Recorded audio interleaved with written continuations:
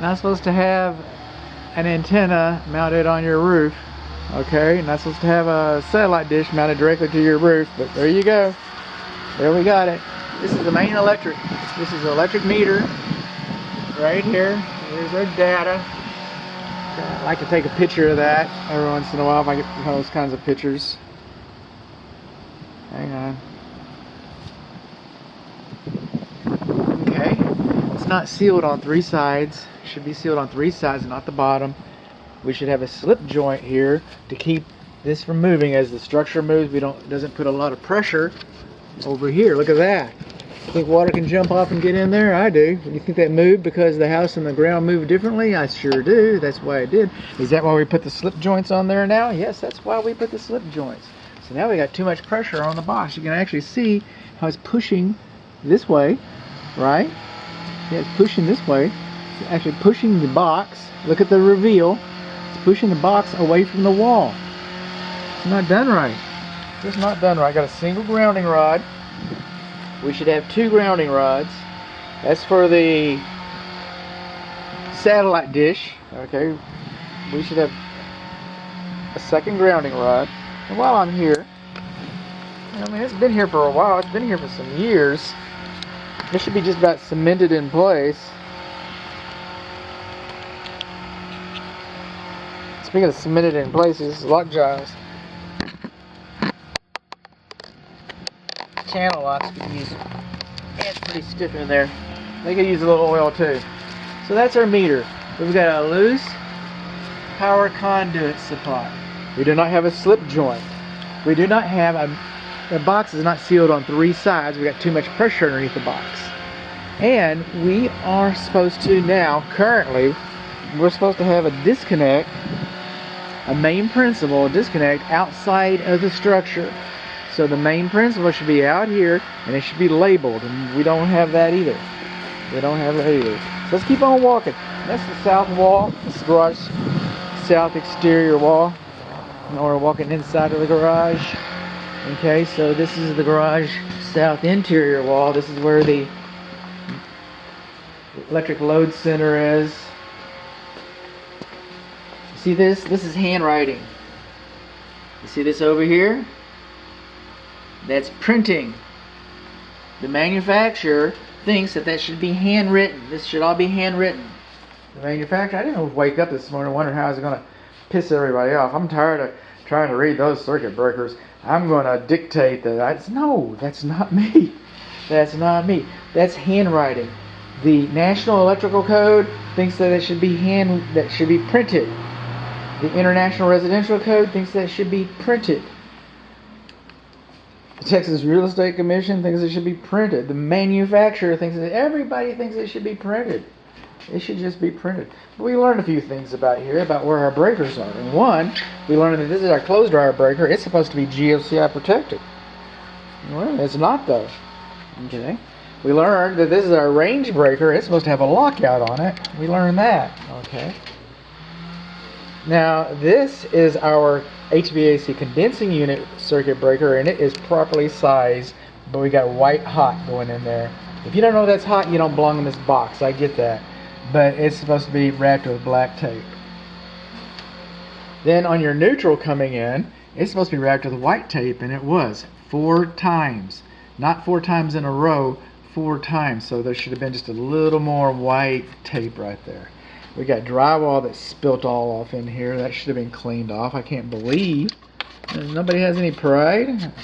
I don't want to break anything now. Okay. 3 bud, not quite. This cabinet's supposed to be mounted flush. You see the cabinet cover fits on the cabinet.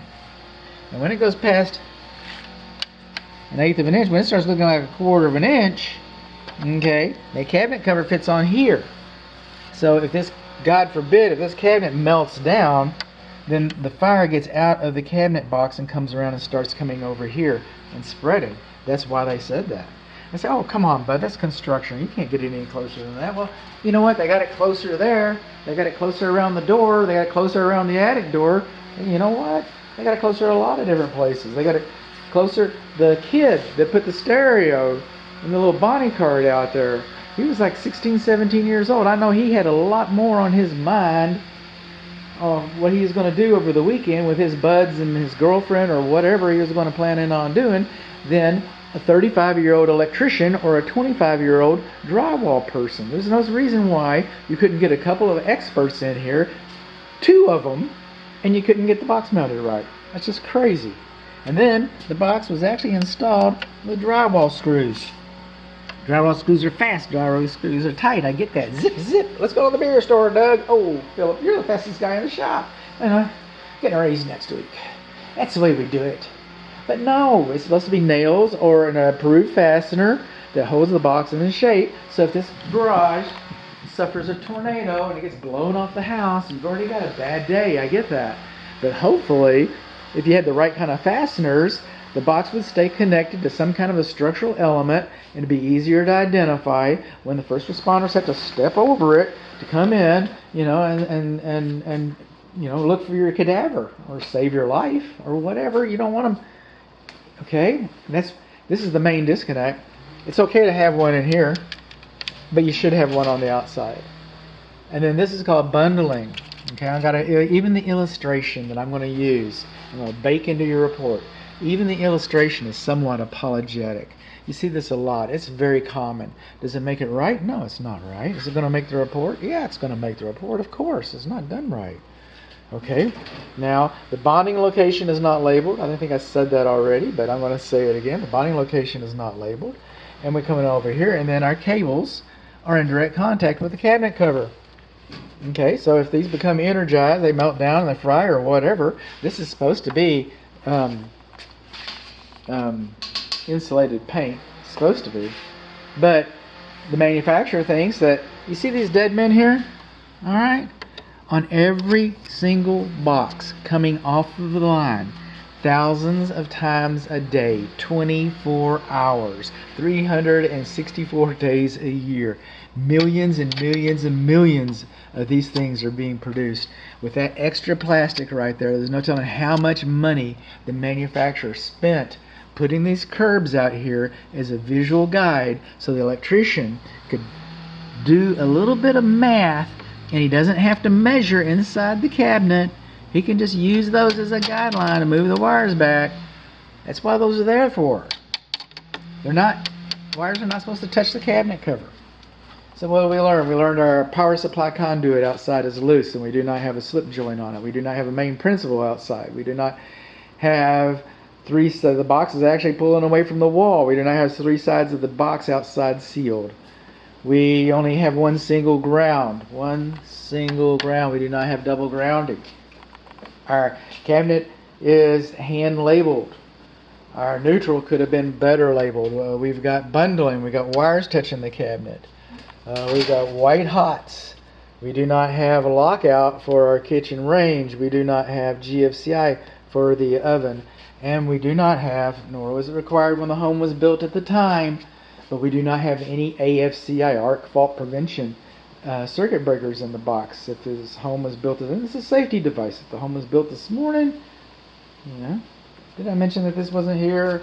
And I mentioned that we use the drywall screws.